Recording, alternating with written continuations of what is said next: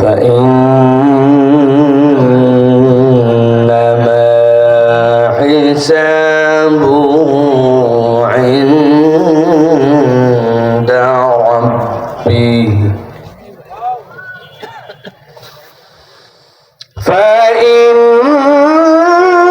فإنما حسابه عند ربه إنه لا يفلح الكافرون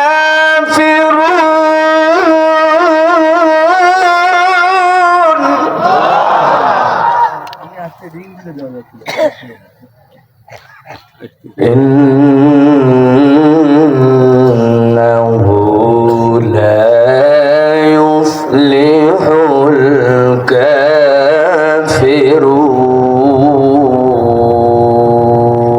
الكافرون. وقال الله سبحانه وتعالى آمرا ومخبرا إن الله وملائكته يصلون على النبي يا أيها الذين آمنوا صلوا عليه وسلموا تسليما.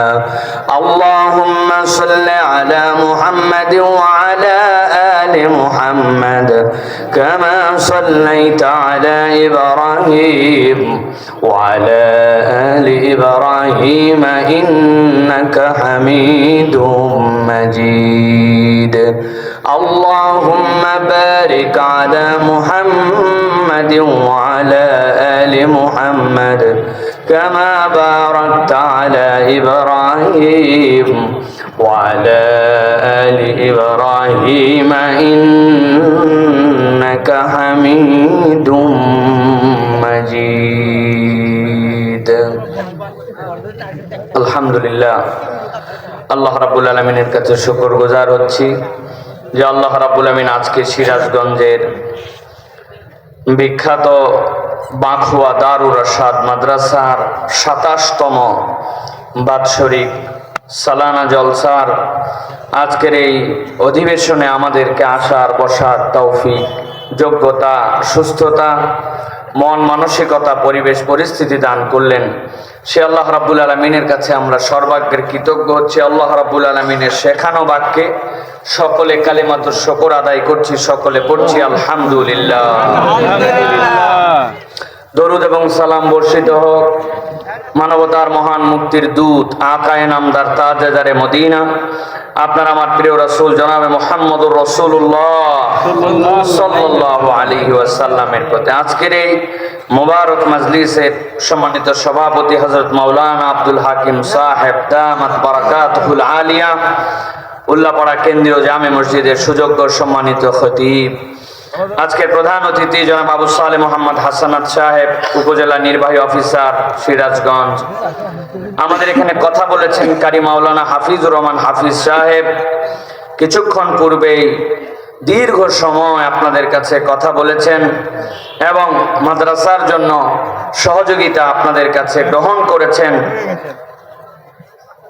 মুফতি আহমদুল্লাহ সিরাজি সাহেব দামাত বারাকাতুহুল আলিয়া।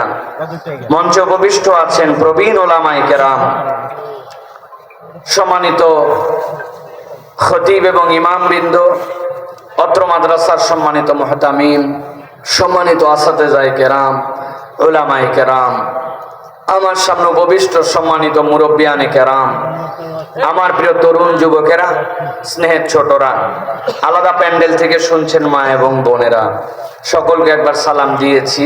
আরো একবার আপনাদের কাছে দোয়া পাওয়া এবং করার আশায় সালাম নিবেদন করি। আসসালামু আলাইকুম ওয়া রাহমাতুল্লাহ। ওয়ালাইকুম আসসালাম। আমার উল্লাপাড়ার ভাইরা ভালো আছেন ভাই? আলহামদুলিল্লাহ। গভীর রাত, এখন কি আপনারা ক্লান্ত না আপনাদের কিছু এনার্জি আছে? কেমনে আপনারা এত এনার্জি ধরে রাখেন? আল্লাহু আকবার। বিশাল কঠিন ব্যাপার, কেননা আমরা অপেক্ষা করতে করতে এনার্জি শেষ করে ফেলি, আর আপনারা এতক্ষণ বসে থেকে থেকে আবার এনার্জি ধরে রাখেন। এটা আল্লাহ রাব্বুল আলামিনের দয়া ছাড়া সম্ভব নয়, ঠিক না ভাই? আমি ভালো আছি আলহামদুলিল্লাহ, ভালো আছি, বেঁচে আছি।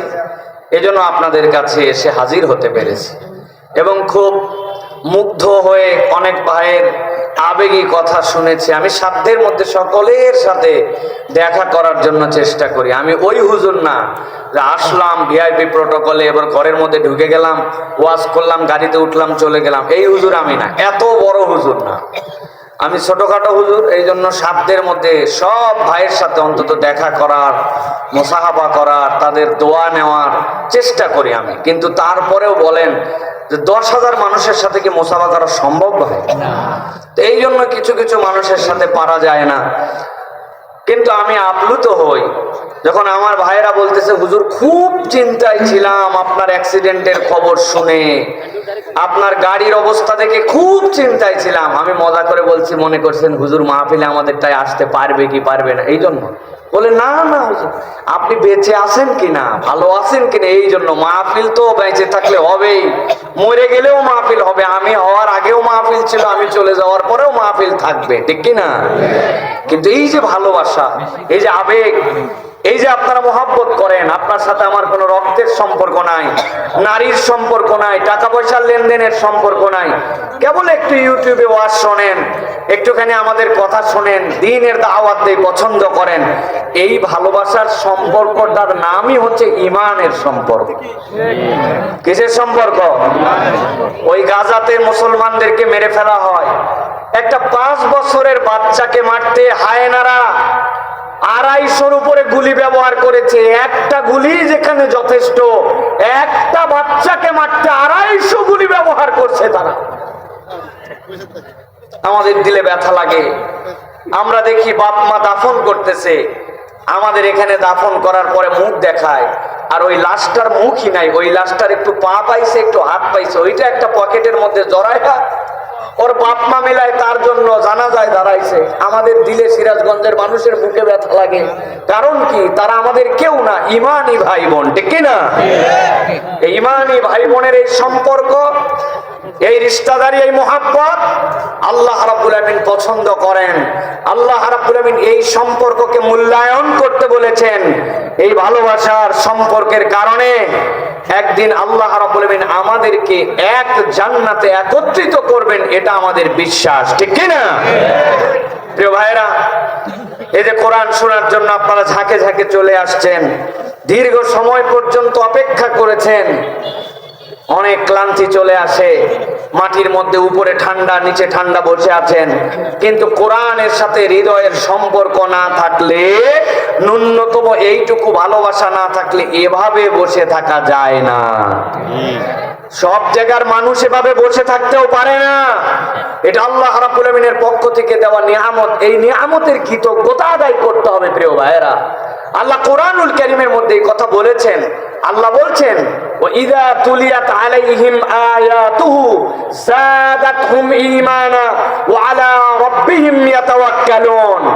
জিজ্ঞাসা করি আপনাদের কাছে, মাঝে মাঝে আমাদের কুপি বাতিতে, মোমবাতিতে বিভিন্ন তেল তোলা যে বাতিগুলো আগে ছিল, ওই বাতিগুলা মাঝে মাঝে দপ দপ করতো, ঠিক না ভাই? মুরব্বীরা বুঝবেন, আন্দাজিরা যুবকরা সব জায়গায় হো বলবেন, আপনারা বাতি তো দেখেন। মুরব্বীরা দেখছে বাতি, বাতি দপ দপ করতেছে, হারিকেনের কুপি দপ দপ করতেছে, করে না ভাই? তখন কি বলতো, এই দপ দপ করার কারণ? এই যে দেখছেন, যুবকরা বলতে পারে না, ওরা একটু আগে খুব জোরে বলছে দপ দপ করার মানে কুপির নিচে তেল নাই, বলে তেল চেক করো। বাতির মাথাটাও মাঝে মাঝে পরিষ্কার করা লাগতো, কয়লা ফেলে দিতে হতো যাতে করে বাতিটার উপর থেকে কালি না হয়। ভালো করে বুঝেন, আল্লাহ বলছেন আমার কালাম যখন তাদের কাছে তেলাওয়াত করা হয়, তুলিয়াত আলাইহিম আয়াতুহু যাদাতহুম ঈমানা। ঈমান আছে বলেই ঈমান বাড়ে, ঈমান না থাকলে ঈমান বাড়ে না, ঠিক কি না? আল্লাহ বলছেন তাদের ঈমান বেড়ে যায়। কত দূর পর্যন্ত বাড়ে? আল্লাহ বলছেন ওয়া আলা রাব্বিহিম ইয়াতাওয়াক্কালুন। ঈমানের অবস্থা এমন হয়, আমার মুমিন বান্দা কোরআন শুনে, মাহফিল শুনে, আল্লাহর জিকিরের মাহফিল থেকে যাওয়ার পরে সে আল্লাহ ছাড়া আর কারো উপরে ভরসা করে না। সুবহানাল্লাহ। আমরা ভরসা করব কার উপরে? জোরে বলেন, কার উপরে? আল্লাহর উপরে। আল্লাহ রাব্বুল আমিন বলছেন